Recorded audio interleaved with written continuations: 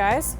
This video is to introduce you to drawing materials. First we have this newsprint pad, and you're going to get a pad of this, about 50 sheets if you can. And what newsprint actually is the paper that they use to actually print newspapers on. It is not archival at all. It will yellow over time, and that's why we use this only for really quick drawings that we don't really plan to keep for a very long time. And they are especially useful for gesture drawing, and we use our Vine charcoal on that. It's a drawing paper though, it just won't last forever. So that is our newsprint pad. Next we have this Strathmore drawing pad, and this is the 400 series right here. There's also the 300 series that you can get for a couple dollars cheaper, but it's worth it to buy this one. It's just a better quality paper, and definitely much better than the newsprint. It's this nice clean white drawing paper, well, it's kind of an off-white drawing paper, and it's got a much smoother texture to it, and it's much thicker, but it's definitely got more of a texture and thicker, and will hold more material than that newsprint pad. So what I'm going to do is I'm going to flip to a clean page, and I'm going to test some of these drawing medias on there. So with drawing, we have both additive and subtractive drawing media. So we're going to start with graphite. And this is the Staedtler Mars Lumograph pencils is what they're called, but they are graphite pencils. And this is what the pack's going to look like. It's not going to look all worn out like this one with very used pencils. But this is what you're going to get in that pack. Actually, your pencils might be slightly different than what mine are. I have a conglomerate over the years, but you will have this hierarchy here. And what it is, you'll see a high number on either end of this pencil case, a high number for the H pencils all the way to a high number on the B pencils. H stands for hard, B stands for soft. I know, H makes sense, B doesn't. It has to do with Latin, I think. But the higher the H pencil, the harder the pencil is. The higher the B pencil, the softer the pencil is. So we have really hard all the way to really soft. Now, I'm just going to give you a little demonstration of what these actually look like. I'm going to use each one of these pencils, but I'm not going to put any weight on them. I'm not putting any weight on it with my hand, and I know you probably can't even see that. Now, what these H pencils are actually doing when I do this is they're actually tearing up the texture of the paper, and they are preparing the surface for the softer pencils. And on a microscopic level, this is what's happening. Okay? If I were to take this piece of paper and hold it up like this, at a microscopic level, you're going to hold it up like this, so you're looking at it this way. This is what the ridges of your paper look like. Just bear with me. There's texture to the paper. And what your H pencils are doing, as I just softly lay them down like this, I'm not putting any pressure on them, is they're breaking up that texture of the paper to prepare the drawing surface for the softer pencils. So because these pencils are just so hard, they're actually ripping the texture of the paper. So this is what's happening at a microscopic level. They're filling these gaps in because the lead on the B pencils, and this is the biggest one that I have, is too thick and it's too soft to fill those. It just lays right on top. If I were to not use these H pencils first and just put the B pencils on, this is what would happen. These little bits of graphite are just going to rest on the top, and they're not going to fill in these gaps. And what's going to happen is there's going to be a static that happens, and you'll see that in a second when I get to that 8B.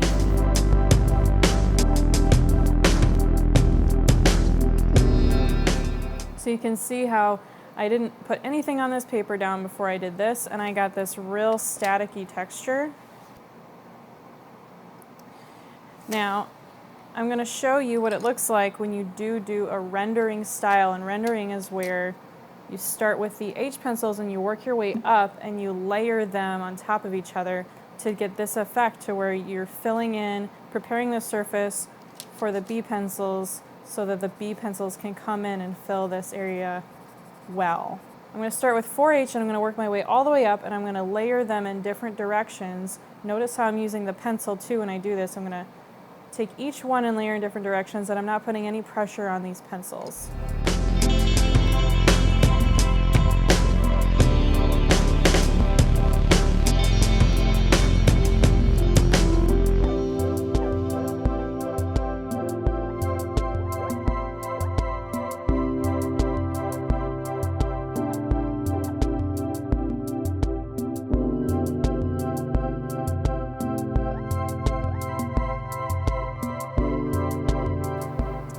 Alright, so I'm going to bring this up to you so you can see this. You can see how right here, where this 8B is, that I just laid it down and I didn't put any H pencils down before it, how it's got a real staticky texture going on, almost like a staticky TV. And here, I've laid down that H pencil first, I've built myself up to it, and it's filled in quite a bit more and it's much more rendered. Now, one is not better than the other necessarily, but it's important to know what the purpose of these pencils are and why they are made the way that they are. One more thing I want to add about graphite pencils before moving on. We're going to start a lot of our drawings off with an H pencil like this one, like a 4H or a 2H, and the reason for that is because they are light, so we can lightly sketch things out and we don't have to worry about it messing up our drawing. Now, the only way that they're light is that you don't put any pressure on H pencils. Don't put any pressure on H pencils. You hear me say that over and over and over again. Do not do that, because this is what happens. Again, not necessarily on the microscopic level. You'll see this. When I take an H pencil and I put it down and when I don't put any pressure on it, I can barely see it. I know you can't even see that on the camera. And your natural instinct is to be like, I want to see that, and so you press really hard to make sure you see it. What I've just done is called incising. Now what happens when I try and put any other pencil on top of that, I have literally indented the paper. And I can feel it with my pencil. It's not going to go in and affect those lines. Those lines are never going to blend in. I've literally dented the paper, and if you were to do that and take your fingernail and rub over it, you'll feel the ridges. I see that happen all the time, every drawing 1 class and drawing 2 classes as well. And with the use of H pencils, students really have a hard time the first time they use H pencils because they want to make them be B pencils, but they're not. H pencils are H pencils. They're hard, and you're not supposed to put pressure on them. Just a simple fact. You are not supposed to put pressure on H pencils. You're only supposed to hold them at the very end. See how I'm holding this? At the very end, and not put any pressure on them at all. Sometimes you can hold it up to here, but notice how I'm holding it. I'm also not holding it like this, like a writing utensil. I'm holding it like this, further out between my index and my second finger. My thumb's balancing it. But I am not squeezing this super hard. It is really relaxed in my hand.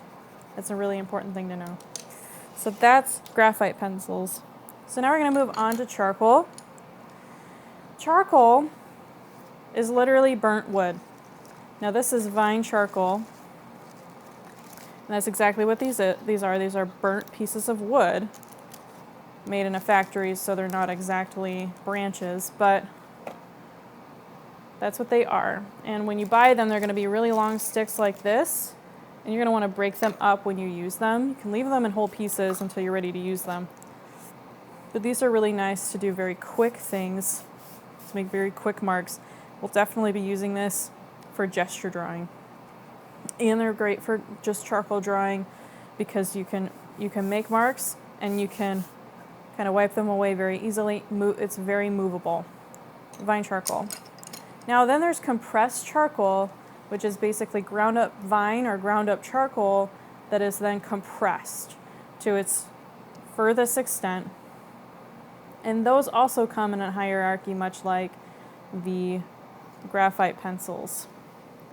So we have hard, medium, soft, and extra soft, so much less amount than the graphite, and even this isn't all that come in the graphite. So we really only have 4 with these. And I'll just give you a quick demo of what those look like. So this is H.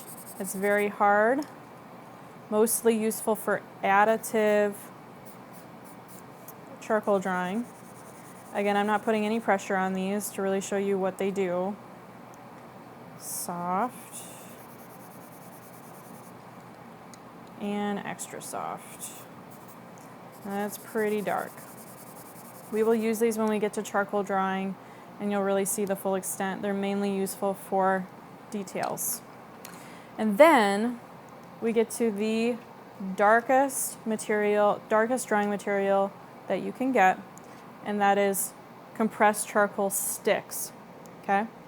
This is compressed charcoal sticks, and it's not just compressed charcoal, it's not just charcoal, it's got other materials in there, other chemicals and oils and such that make it extremely dark. And you'll see this right now. There's nothing that is darker than that in the drawing world. That is as dark as it gets, and you'll see that graphite doesn't get anywhere close to that darkness. That's also good to know that this is not easily erased. Once you put that down, it doesn't move very easily. So it's not a good thing for if you want to do this as a preliminary drawing to then move around and make into a finished drawing. When you do this, this needs to be your last material you put on, or not necessarily your last material you put on, but just know that when you put this down, it's not going to move around, not very easily, not like Vine. So that is our additive media, except for, forgot about these almost, which we won't be using, but I wanted to show you them. These are powdered drawing materials, so this is powdered charcoal and powdered graphite, and it's the same materials just ground up into a powdered form.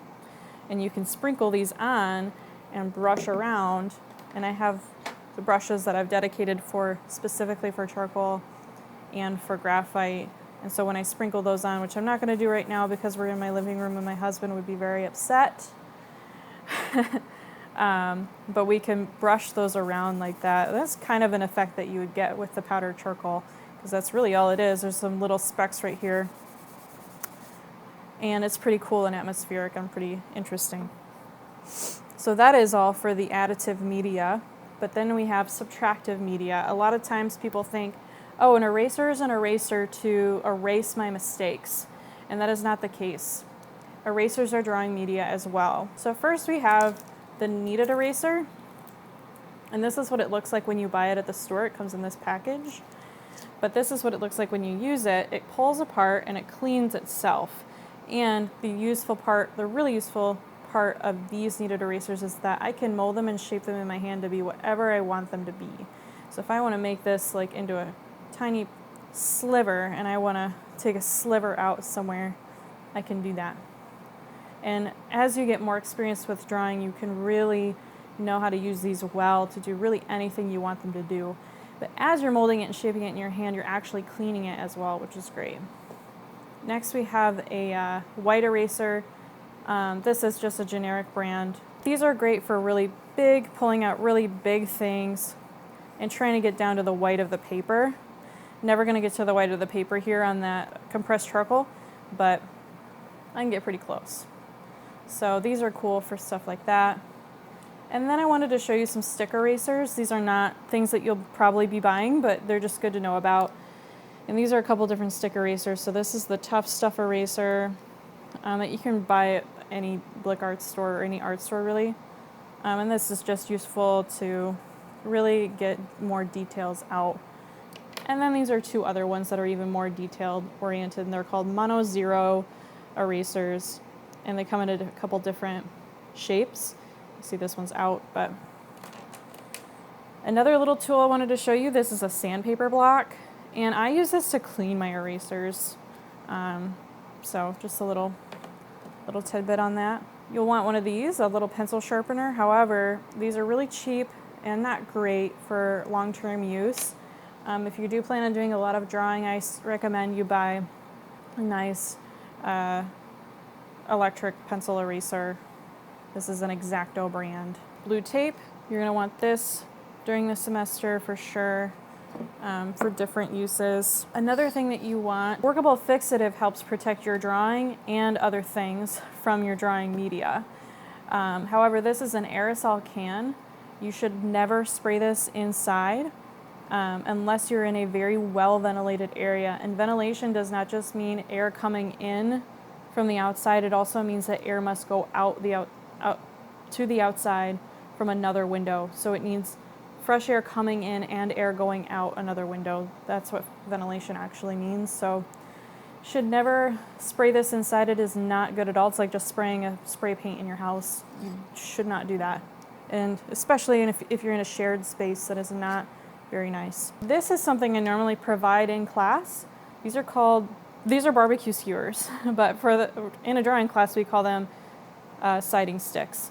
Now, I understand you don't need to buy 100 of these. They come in a 100 pack unless you want to do some barbecuing. We'll go over the exact use of this in another part of the class, but what you do need, you can buy a pack of these if you want. They're super cheap at the dollar store. They're literally $1 for all those, but I understand that's a lot. But what you can do is you can just get a wire hanger and you can cut the middle of it out and use it for the same exact purpose.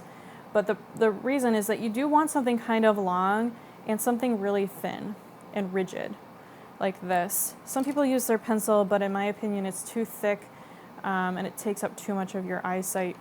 And again, don't worry about that. We'll go over that in another video, but I wanted to tell you do want something like this. And then the last two things I'll show you are straight edges, and these are for our perspective drawing.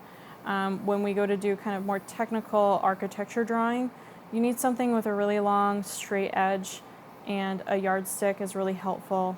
Metal ones are the best, but definitely wooden ones are fine as well. And for the life of me, I could not find this material. It is a clear triangle, clear architecture's triangle. It's so cheap and it is so useful for our perspective drawing. So go ahead, put that in your cart and buy that as well. And that will get you through this semester for sure. But to first start out, you need compressed charcoal, you need vine, you need your pencils, you need your paper, you need your erasers. And that's basically everything, but you really need those things to get started. So, hope this was helpful to you and helped you understand what your materials do. And let me know if you have any questions. Happy drawing, happy buying of materials.